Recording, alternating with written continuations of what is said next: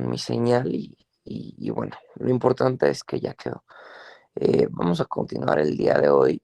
¿Me pueden recordar qué fue el último que nos quedamos con ustedes, por favor? Estuvimos haciendo un repaso, profe. ¿Y en qué nos quedamos del repaso? Nos quedamos en... Permítame. Gracias.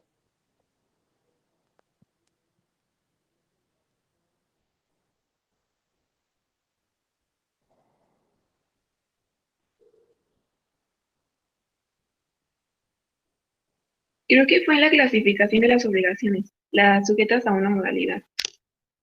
¿Las terminamos incluso o ya no hubo oportunidad de terminarlas?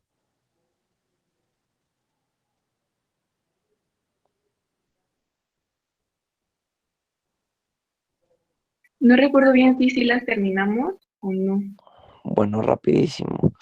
Eh, Vamos desde lo general hasta lo particular. Las obligaciones que se sujetan a una modalidad pueden serlo de manera incluso conjuntiva, es decir, pueden, puede hacerse una obligación y que sea mixta en cuanto a sus modalidades, tener pues eventualmente una o más modalidades en el mismo instrumento, por lo tanto no es limitativo en ese sentido la parte de las obligaciones. Ahora, las obligaciones por su propia y especial naturaleza se clasifican en dos, en puras o simples y en sujetas a modalidad. Las obligaciones puras o simples son aquellas en donde la forma y el fondo de sus elementos de existencia están manifiestos en el instrumento de obligación. ¿Cuáles son los elementos de existencia? Pues el objeto y el consentimiento. Por otro lado, las modalidades se dividen en 5 subuniversos. El primero de ellos es las condicionales, que a su vez se divide en suspensivas y resolutorias. Después las obligaciones recíprocas, luego las obligaciones a plazo, luego la pluralidad, las obligaciones con pluralidad de sujetos, que a su vez se subdivide en mancomunada y solidaria, y las obligaciones sujetas a una modalidad con pluralidad de objetos que pueden ser alternativas y conjuntivas. Respecto a las obligaciones condicionales sujetas a una modalidad condicional, son aquellas que se requiere que ocurra en una circunstancia determinada para que se cumplimente la materia de objeto en el contrato. Así las cosas, las suspensivas son aquellas en donde el objeto principal del contrato está suspendido de jure hasta en tanto ocurra una circunstancia específica. Ejemplo, un contrato de compra-venta con reserva de dominio. Por otro lado, por otro lado, ¿cómo se llama? Las obligaciones sujetas a una modalidad condicional per se resolutoria son aquellas en donde existen dos figuras jurídicas dentro del instrumento obligacional y que ocurren de manera paralela y simultánea y se extingue la primera una vez que se perfecciona la segunda. ¿Cuál es un ejemplo de este? Pues la adquisición de un bien inmueble en donde no exista la liquidez para liquidarla de momento y por lo tanto se paga una cantidad, se crea una figura de arrendamiento en donde este arrendamiento se divide en dos, en abono a la compraventa y arrendamiento. Una vez que se termina de pagar la compraventa, eventualmente se extingue el arrendamiento, se resuelve la obligación, objeto del contrato.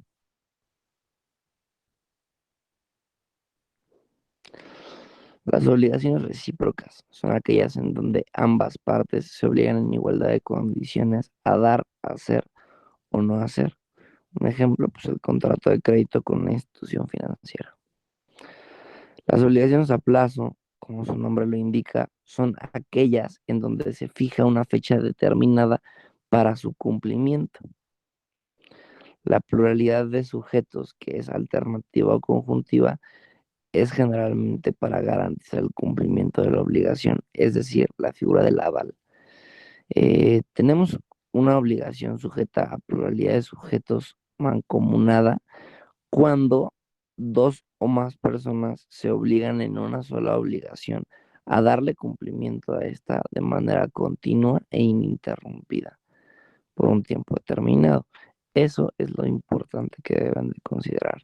Ahora, por su parte, las obligaciones sujetas a una modalidad de pluralidad de sujetos eh, alternativa, no, perdón, una pluralidad de sujetos eh, de obligación solidaria es aquella en donde un tercero garantiza el cumplimiento de la obligación, el aval.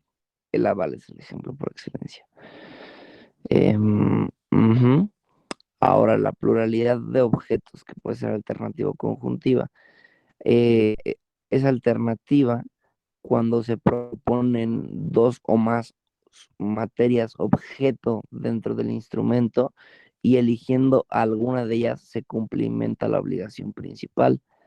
Y son conjuntivas cuando de varias materias principales dentro del objeto se tienen que prestar todas para que se cumplimente el objeto del contrato y de no ser así, se actualice el incumplimiento. ¿Algún comentario, duda hasta ahí? No, profe. Después vimos la clasificación que diga las características de los títulos de crédito. Los títulos de crédito por su propia y especial naturaleza tienen 5 características muy especiales. ¿Alguien me las quiere recordar, por favor?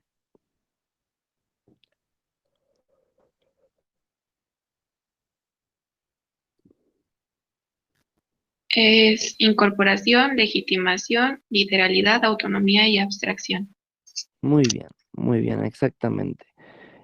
Como bien lo menciona su compañera María Itzel, son estas 5 las características de los títulos de crédito. Todas estas son requisitos sine qua non, debe de contener cualquier título de crédito para nacer a la vida jurídica